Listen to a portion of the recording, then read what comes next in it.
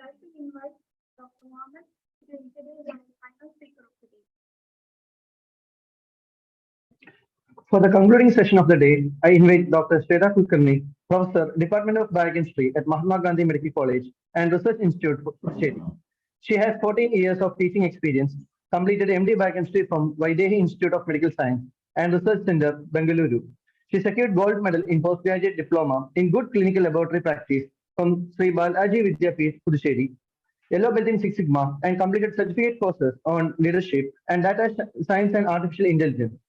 She is a qualified internal auditor for clinical laboratories and a quality manager in Central Laboratory of Mahatma Gandhi Medical College and Research Institute.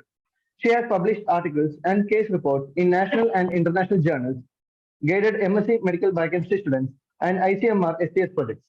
She is a recognized PhD guide at Sri Balaji Vidyapeeth, Puducherry.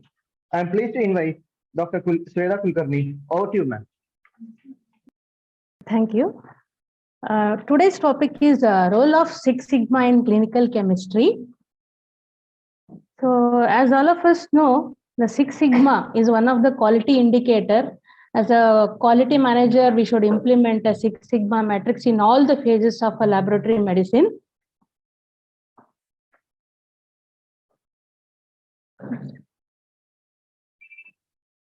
Yeah, so laboratory medicine and statistics, they go hand in hand. So no human investigation can claim to be scientific if it doesn't pass the test of mathematical proof. So in all phases of laboratory medicine, we should prove we are working at 100% level. We cannot, as a healthcare professional, we cannot compromise at Six Sigma level. We should work beyond the Six Sigma level. So for that, today we'll understand what is this Six Sigma and its application to laboratory medicine. So today's talk objectives are what is Six Sigma and what are the Six Sigma methodologies and how this Six Sigma we can apply in a clinical chemistry at pre-analytical, analytical and post-analytical processes. As though we know Six Sigma is a different course. So within this 30 minutes, I will try to simplify what is this Six Sigma and how effectively we can apply to our pre-analytical and analytical, post-analytical processes. So how good is good enough? So we claim that we are working at 99% level. We are working at 100% level. So if we are working at 99.9% level, how good we are? That 0.1% can claim 4,000 wrong medical prescription each year, more than 3,000 newborns accidentally falling from the hands of the nurses or doctors each year, or too long, too short landings at airports each day. So 400 letters per hour, which never arrive at their destination. So this 0.1% has many defects. So we should work ultimately at Six Sigma level. So Six Sigma is not a new terminology. It started in 1818 by Gauss. So he used the Gaussian distribution curve. From that time onwards, we have a different phases of Six Sigma, and finally in 1986, Bill Smith, we call him as the father of Six Sigma, introduced the Six Sigma terminology in the Motorola company. So later on, it was applied by the GE company in 1995. So Bill Smith, we called him as a father of Six Sigma. He first applied this Six Sigma terminology to the Motorola company. So what is this Sigma? It's a Greek terminology used in statistics to represent a standard deviation from a mean value. It is an indicator of degree of variation in a set of processes. So it mainly indicates a variation. So sigma measures how far a given process deviates from a perfection. So higher the sigma level, better is the performance and lower are the defects. And it is a statistical concept which measures a process in terms of defects at the sigma level. At Six Sigma level, you have only few defects, that is 3.4 defects per million opportunities. So if you see in this table, we have a Six Sigma and we have a defects per million 3.4 and we are working at 99.9% level. So our laboratory performance is ultimate. If you are working at 1 sigma level, we have a lot of defects, errors. So 6,91,462 defects per million, and we are working at very low percentage. So ultimately, our goal is to achieve a 6 sigma level. So when you take sigma, 6 sigma as a metric parameter, so if you see this graph, it denotes a Gaussian distribution. And within this, we are accommodating the sigma level. At 6 sigma level, you are 99.99% accurate, and only you have a 0.002 defects per million. So in this, you can see here from the target, you are fixing the sigma levels. So at 6 sigma level, you have very less number of defects.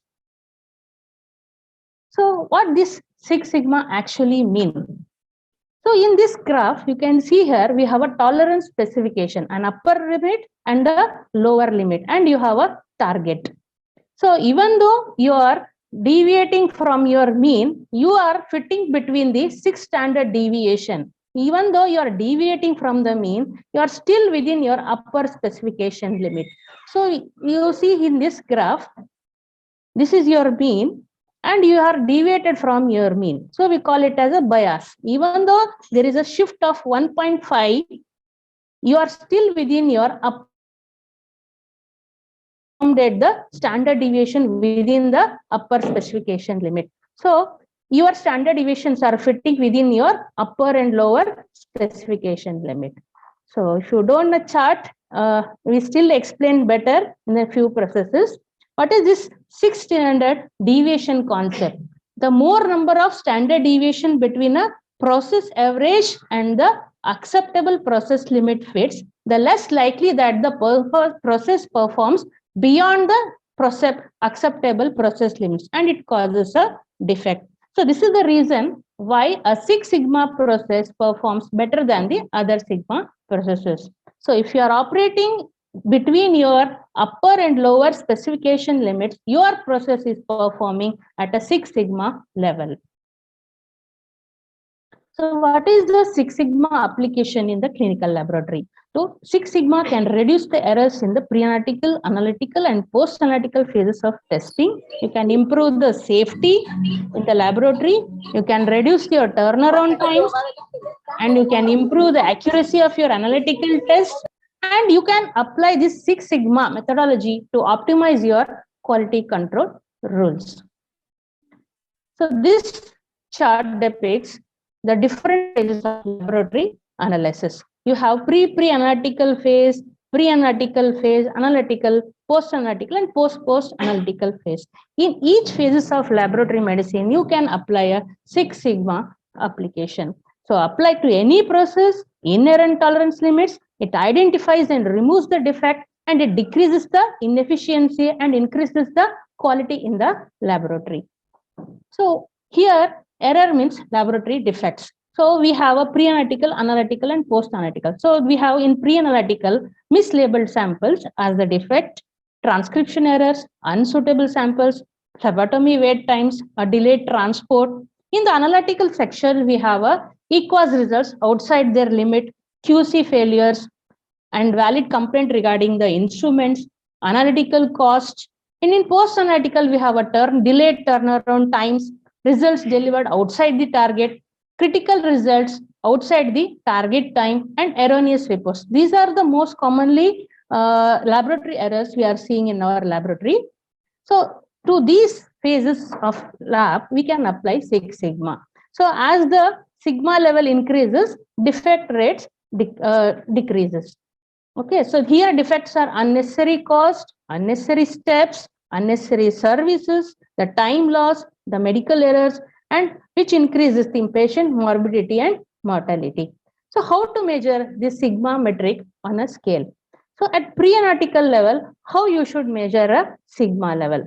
So you have to inspect the outcomes and you have to count the number of defects.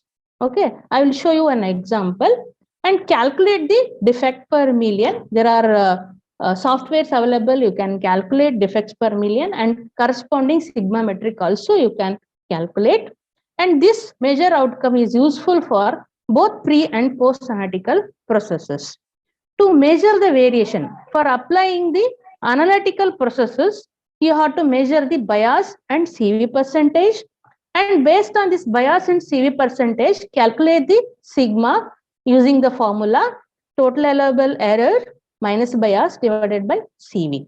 And using this sigma, you can implement a right QC at 6 sigma level. What QC level I should use and what QC rule I should apply.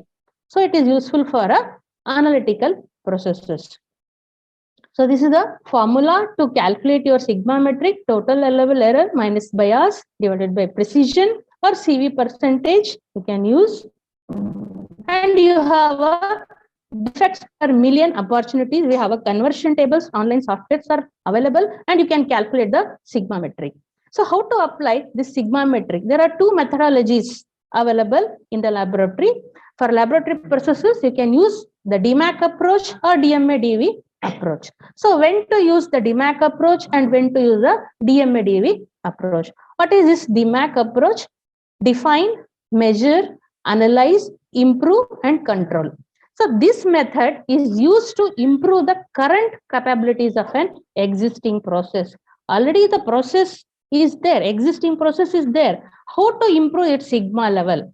That time you can use the DMAIC approach. So this is why the most commonly used methodology of sigma improvement team. So this DMAIC approach we can easily adopt in our laboratory. So this DMADV approach is define, measure, analyze. You have to design a process, then verify. Okay. So this method is used when you need to create or completely redesign a process. When you are going to implement a new process or you are totally redesigning already an existing process, that time you have to apply DMADV approach. So let us see an example for a DMAIC approach. So DMAIC, define a phase. You have to define what quality improvement issues you are facing in your lab, and measure. You have to collect the data, map, measure, and assess the current process and determine a difference between the current process and the desired one. You have to do a gap analysis. Then analyze phase, search for the root cause analysis. Either you use a checklist or fishbone diagram for the root cause analysis. Then improve phase, the team changes the pilot processes and changes that seek to remove the identified root problems. After doing the root cause analysis, go for a corrective action and the preventive action. So in the control phase, you have to continue to measure the process and ensure the changes are maintained. You have to maintain that particular sigma level each year. So here we published an article on evaluation of pre-analytical quality indicators by Six Sigma and Pareto's principle. So in this, this article is published in 2018 in Indian Journal of Clinical Biochemistry. So this study was conducted in our laboratory. So we analyzed all the pre-analytical quality indicators. We set a benchmark for each quality indicators. Then we counted the defects. Those defects were converted into defects per million and corresponding sigma level was calculated. The Pareto's principle is also a quality indicator. It is also called as 80/20 rules. So as all of us know, pre-analytical quality indicators and pre-analytical errors, they constitute 60 to 80% of errors in the laboratory. So among these 80% of pre-analytical errors, the 20% of errors are most significant in your laboratory. What are these 20% errors that are prominent in your laboratory? So for that, you can plot a graph. So this is our table where we calculated defects per million and the sigma value, and we noted all the pre-analytical errors. So you can notice here, the diagnosis was missing in most of the reports or test requests. So sigma value was 0.9. So without the probable diagnosis or symptoms in the test request form, we cannot interpret the biochemical report. So this was noted to all the clinicians, and the corrective and preventive action was started. So after this study, what we have done, that is very important. So we conducted training session for the technician, the impact of intervention on Six Sigma and the Pareto's principle. So impact on what we have done, we have given a standard operating procedure to the technicians, and we have conducted the training session for the technician, and we evaluated their knowledge by giving pre-test and the post-test. So we did the analysis before training, what was their pre-analytical quality indicator percentage and what is the sigma value. After the intervention, what is the sigma value. So this is about the pre-analytical process, how we applied a sigma value. Coming to the analytical process performance, how sigma value can be interpreted, how it can be applied for a method performance, how it can be applied for a QC design. Okay, so if you see in this graph, so we have a true value, that is your average mean value, and you have a upper specification limit and a lower specification limit. This is a total allowable error. So this total allowable error you can get from your CLIA guidelines. So even though you are deviated from your mean, your true value, you are still within your upper specification limit. You can fit a 5 standard deviation or 5 sigmas within your true value and the upper specification limit. So how to design a QC process in your laboratory and how to apply a sigma value. You have to define a quality requirement at your laboratory, what quality level you want to work, and assess the method performance, and you have to prepare a operating specification chart and plot your operating point, then evaluate your rejection characteristics, then control, select the different QC rules, then adopt a QC strategy, and reassess what is the change after adopting a QC design. So defining a quality requirement. So you have to define a tolerance limit. What is your upper and lower tolerance limit? In clinical laboratory, a quality required by an analytical testing process must be defined. So how to define a quality requirement for assay at some method medical decision level? Okay, so total allowable error you can get from both. Total error is well adopted concept in healthcare laboratory as a model that combines both imprecision and inaccuracy. It takes into consideration both your CV percentage and the bias. Okay, so this bias we can calculate from the reference material or a reference method, or from your peer group mean, or from the all method mean, or a proficiency testing. Your EQUAS report can give you the bias percentage, or from a comparative method, or bias may be observed from your lab mean and the assayed mean and divided by the target value. So how can we find a quality requirement? So first you have to do a evaluation of the effect of analytical performance on clinical outcomes in a special clinical setting. You have to do a depth studies of the effect of changes in analytical performance upon patient population. Then you have to go for data-based components of biological variation. You have to check for how much biological variation is possible, and data based on analysis of clinician opinion. Then go for published professional recommendation from your national and international accreditation bodies. You can get a recommendation. Then you have to set a performance goal by regulatory bodies or by the EQUAS teams. Then goals based on the current state of the art as demonstrated by the EQUAS and the PT report and found in the publications also. So this total allowable error you can get from your CLIA guidelines, EQUAS, then Royal College of Pathologists of Australasia you can get, and RELIBAC is a German recommendation, and from RICOS guidelines you can get, or evidence-based guidelines from your own laboratory processes, or from the clinical decisions you can get a total allowable error in your laboratory. Okay, so imprecision, how to calculate in your laboratory. So there are different methods by which you can calculate the imprecision or the CV percentage. So if you want to measure a routine or historical imprecision, measure over a long term. Okay, the CLSI C24 guideline recommends 3 to 6 month routine data to measure a CV percentage. And you want to measure a intermediate precision. Okay, so it consists of 2 runs per day of a sample for 20 days you can do. The CLSI EP5 guideline specifies how to conduct this intermediate precision. So if you want to check within day or between run imprecision, 2 runs within a single day, each run consists of 10 to 20 replicates of a sample. It's a very easy to do within a day or between run imprecision. And within run imprecision, this is the easiest type of study and is conducted frequently, particularly in method validation studies, and it is performed with the single run, at least 20 replicates of a sample you should do. Okay, so after knowing about this total allowable error and CV percentage, how to plot a method decision chart? There are softwares available in the Westgard website that is commonly used, or many softwares are available.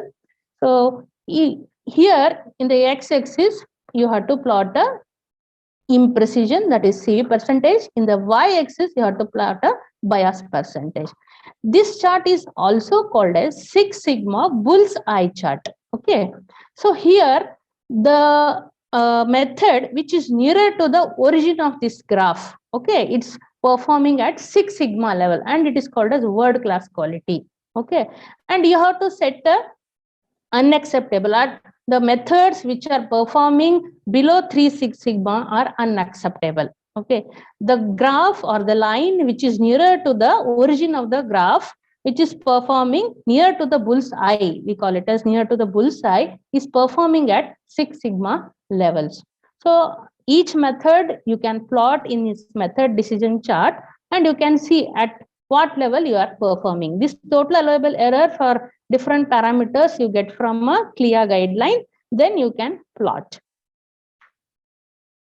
Then we have a OSPEX chart, operating specification chart, for optimizing the QC design and which QC we have to apply, which QC rule we have to plot.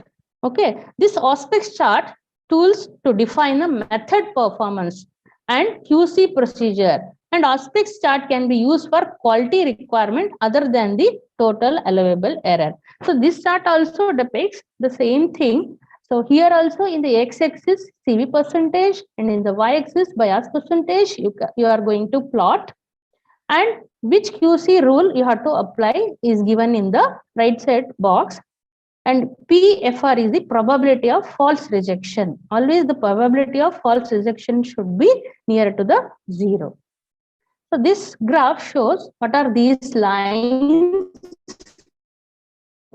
So here the OSPEX chart, the type of quality requirement, that is total allowable error. If you take for a parameter, you fix it at 10%, then actual quality requirement required, and how much error you can detect here, percent error detection, 90% you can detect the error. And this table gives, or this box gives, the different control rules. And these different colored lines indicate at which sigma level what QC rules are applied. Okay. So at 6 sigma level, the 1.35 rule is sufficient. Like if your laboratory is operating at 6 sigma level, you are going to use only one QC rule, that 1-3S, we call it as 1-3S rule. So with 1-3S rule, you are operating at a 6 sigma rule. If your laboratory is performing at less than 3 sigma rule, you have to apply all these QC rules like 1-3S, 2-2S, R4S, Westgard rules you have to apply. So different line correspond to the different QC rule. So if you see here the green line, the 6 sigma where you are operating, so 1-3S rule is sufficient. And if you see at the blue line, you have to your orange line, you are operating at 3, you are using the 3 QC rules to achieve a sigma level. So your QC rule will be, you are operating at a 3 sigma level. You have to use a more QC rules. Okay, so that will cost you more. So this chart also OSPEX chart. So and this describes better like how you have to apply a QC rule. The lines above and to the right of your operating point are QC procedures you can use. Okay, this is your operating point. This x-axis again is your imprecision, and y-axis is again your bias percentage you are going to apply. Okay, the lines above and right of your operating point. Okay, this is your operating point. The lines above your operating point you can use for your QC. Okay, which QC role? So here this is pointing towards a 1.25 or 1/3 rule we can take. So this QC rule we can use for a 6 sigma performance. The lines below and left to the operating point are QC procedures that don't provide enough quality assurance. If you're operating below your operating point, your performance is below this line, you have to use more QC rules. Okay, 1/3S, 2/2S, and or 4S rules. So your performance is not optimum. So Westgard gives a clear idea how many QC samples to use and how many QC rules to apply if you want to achieve a sigma value of 6. If you want to achieve a sigma of 6 or more than 6, you have to use number of QC samples 2, and you have to apply a 1/3S QC rule, Westgard rule. 5 sigma 2 or 3 QC samples, and you have to apply different QC rule, 1.25S or 1.3S. And if you are operating at a very less sigma, you have to use a multi-rule, different Westgard rules you have to apply. So sigma metric for process performance in clinical laboratory. So to achieve a 3 sigma, if your goal is to achieve a 3 sigma, you have not yet started a sigma application in your laboratory, and slowly you want to improve your laboratory, and your goal is to achieve just 3 sigma. So you have to just only do obvious changes, and corrections are just obvious changes and corrections are required. If you want to use a 4 sigma, the processes must also be improved. Okay, you have to go beyond just the obvious changes. The process also should be improved. If you want to achieve a 5 sigma, you have to redesign the processes. Okay, and if you want to achieve a 6 sigma, you have to apply a rigorous tools and design for a perfection. You have to again use your aspects chart, method decision chart, which QC rule should be applied for a optimum sigma level. So that you have to use to achieve a 6 sigma. So starting from the goal is to cut the number of defects in half. Okay, don't initially aim at 6 sigma level. Slowly go from a 3 to 6. That is our aim. So what happens when sigma is more than 6? Some of the parameters we are getting more than sigma value. Okay, so sigma are essentially no different from each other. After 6 sigma, you are ultimate. This high sigma metrics give you more cushion from lot to lot variation. Your method performance is perfect, and lot to lot variation is very less. At extremely high sigma metrics indicate choose a tighter quality requirement, as we have seen in the method decision and aspects chart. So 1/3S QC rule is enough if we are operating at a 6 sigma level. So at 3 sigma or less than 3 sigma, what it will tell you? It will caution the clinician about the critical interpretation, like your laboratory performance is not optimum, and you have to look for references and your processes and your reagent, everything you have to do a root cause analysis. If all of your method are less than 3, it may indicate the quality requirement is not practical. You have to redesign your process. You have to apply a DMAIC approach. So if your method is less than 3, use the RCV to try and compensate for poor performance. Okay. So there is no such thing as negative sigma. So there is no negative sigma value. Less than 3, we conclude it as a poor performance. So how this practical implementation of sigma is applied to an analytical quality. So first you have to define a quality requirement using the method decision limit, then calculate the imprecision by replication experiment, and you need a minimum of 20 sample over 20 days.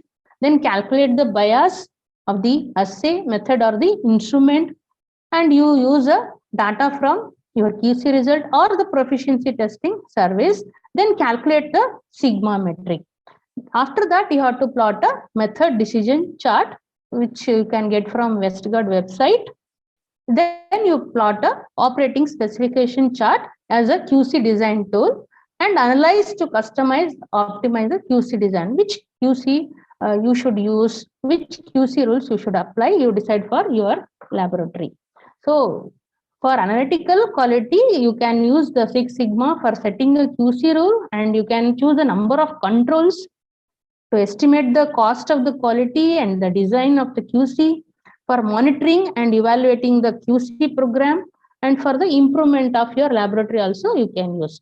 So this table shows you how much a quality cost. If you repeat a test, how much it is costing a laboratory.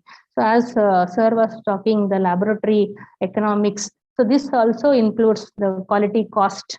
So if you repeat one extra glucose, so how much it will cost in terms of reagents, manpower. Okay. So these are the different Westgard rules and Six Sigma levels. So for Six Sigma, the 1-3S rule is Westgard rule is enough if you are operating Six Sigma, and if you are operating below 4 Sigma, you have to apply 3 rules: 1-3S, 2-2S, and R4S rule for your laboratory. So, okay, if you are operating at less than 3 Sigma, 1-3S, 2-2S, R4S, and 4-1S rules you have to apply for your QC. So this graph depicts the same thing. If you are operating at 6 Sigma level, 1-3S rule is enough. And if you are operating just 3 Sigma or less than 3 Sigma, you have to use a different QC rules. 1-3S, R4S, 2-2S, you have to apply. So here in this aspects chart, you can see different amylase and potassium performance is displayed. Her amylase is working at a Sigma level of 11. So QC rule is 1.35. So here is the operating point. The corresponding QC rule here in your table is 1.35 QC rule you can apply. But here you see the potassium. Here operating point is here. So for this you are applying all the QC rules: 1-3S, 2 of 3-2S, R4S, 3-1S. Okay. So this shows your if you are operating at less Sigma level, more QC rule, more QC sample is utilized and reagent is utilized, which is costing your laboratory. So how different is Six Sigma from the quality assurance? Okay, so mainly Six Sigma approaches towards the customer satisfaction. Okay, quality assurance is for your internal laboratory. You are going to review your own performance. Quality assurance more looks at the averages. The Six Sigma targets the variation. Okay, how far you are deviating from your mean, how far your process is deviating from the target. And quality assurance mainly focuses on the outcomes. Sigma focuses on the process, the whole process, the Sigma is applicable. The quality assurance is retrospective. Once the QC is analyzed, you are going retrospectively, you view the which QC rule is violated, then you do the root cause analysis, then you will do the corrective preventive action. But Sigma is prospective. So each level you can identify and you can prevent the defects. Quality assurance more focuses on the obviously quality. The Sigma focus both on the quality and the investment you are doing in the laboratory. So mainly quality assurance is attentive to production, and this Six Sigma is totally applicable to your whole business, like whole laboratory. You can apply the Six Sigma. Here in quality assurance, the training is separate from the management system. Here Six Sigma training is integral to management system. Here all levels of staff you can train to achieve a Six Sigma, starting from your inventory, HR, everything includes in the Six Sigma. So to conclude, the high quality methods are triple win, easier for labs to operate, cheaper for health system to finance, better for patients and the clinician. So Six Sigma will help the laboratory to choose the right QC design for each of the parameter, and implement the right QC design will cost effective. And Six Sigma metric method decision chart, aspects chart provider easy tool for laboratories to determine the performance of their current method, validation protocols of a new instrument, method, and a reagent you can do, You can compare the instrument method and the reagent performance with Six Sigma, and you can plan the QC design also. So advantages of using Six Sigma at all levels. So it minimizes the wait times for the patients, minimizes the discomfort, minimizes the cost. It helps in rapid diagnosis and treatment. For healthcare staff, the TAT will be within time. Okay, so if you apply a Six Sigma, and you can give a reliable results to your customers. And relevant information like critical alert will be informed within the 30 minutes time. So it reaches within a turnaround time. So for laboratory staff, what is the advantage of implementing a Six Sigma? So it gives a clear expectation. They know what to do, what QC sample, how many times, which rule is violated, what to do for that. So it minimizes the time wastage. And everyone, if your Sigma level is high, you will get a respect and appreciation from the management and from your director. Okay, and you can manage the workload if you know clearly what to do in your lab. So thank you all for your patience listening. And I would like to thank Department of Biochemistry, JIPMER, for giving me the opportunity. So any queries are there, you can ask me. So Six Sigma is actually a different course. There are yellow belt, green belt, black belt, and master black belt are there. So each will teach you a different level of Sigma. So you can do a course in Six Sigma also. Thank you, ma'am, for anything with Six Sigma method. Now we are nearing the end of our CME. Every story has an end, but in life, every ending has a new beginning. For this course, I would like to invite Dr. Amit, Department of Biochemistry, Organizing Secretary of our CME. Okay, I am here to give the vote of thanks. First of all, I have to thank the director of JIPMER, the ANVI, and my HOD for giving me permission to conducting this CME and also for their constant support. Next, I have to thank all the speakers here, starting from Dr. Jayachandran, Sabanan, Vinodari, Dr. Sweta, and Angel, who presented such a wonderful topic in a nice way. Then finally, I have to thank my small battalions here who stood with this for the past 1 month in arranging all the things necessary in organizing and did it in a very good way till the vote of thanks. Next, I have to thank the IT department for their support and also all other faculties from my department and all other orderlies and attendants from our department. Finally, not the least, I would thank all the participants who are there from morning 9 to approximately 1 o'clock and patiently listen to all the section. Hope, I think we instill some ideas into you. Thank you, one and all.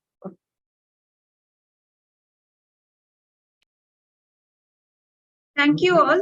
Thank you, sir. Education is not learning of facts, but training of the mind to think. Thank you all for your active participation.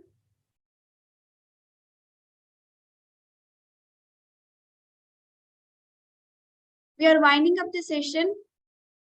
Feedback form will be shared in the chat box. Please, all of you, give your valuable feedbacks.